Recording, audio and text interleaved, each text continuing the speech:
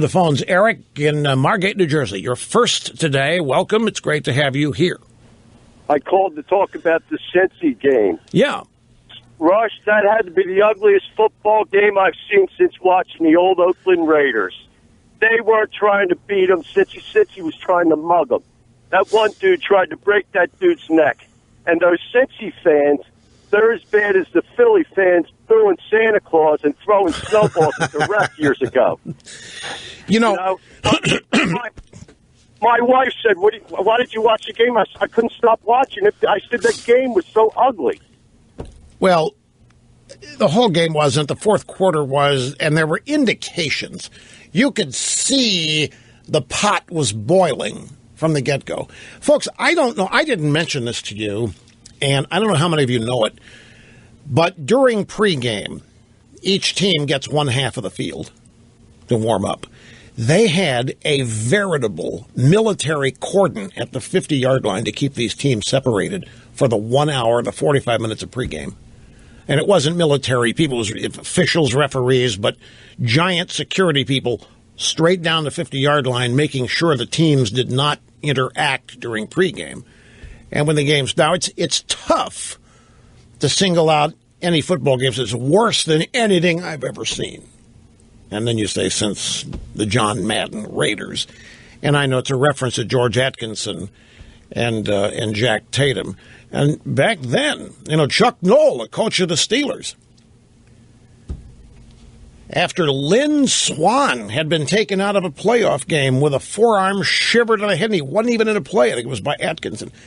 In a postgame comment, Chuck Noll talked about there being a criminal element in the NFL.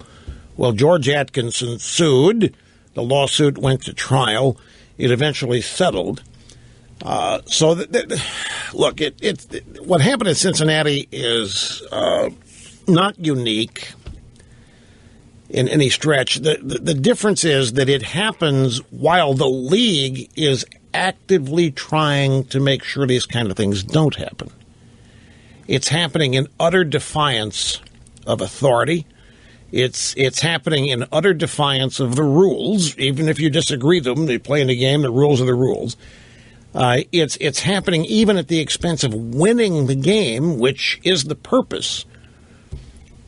So I think it's tough to single out one game and say it's worse than ever. It was just bad in its own right and in and of itself. It was bad. It was stupid. That's what I can't get over was how stupid.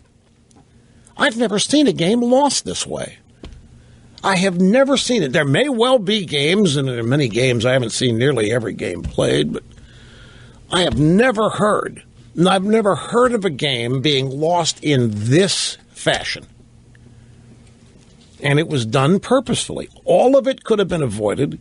None of it needn't have happened. None of it was provoked. And even if it was, walk away. You are 14, 25, whatever it was, seconds away from the next step in the playoffs when your team hasn't been since 1991. Anyway, I appreciate the call, Eric. We got a quick timeout. We got more people want to talk about this. I'm telling you, it's a big deal, folks, culturally, in ways that people may not even be able to specifically say, but they understand, they get it. We'll continue after this.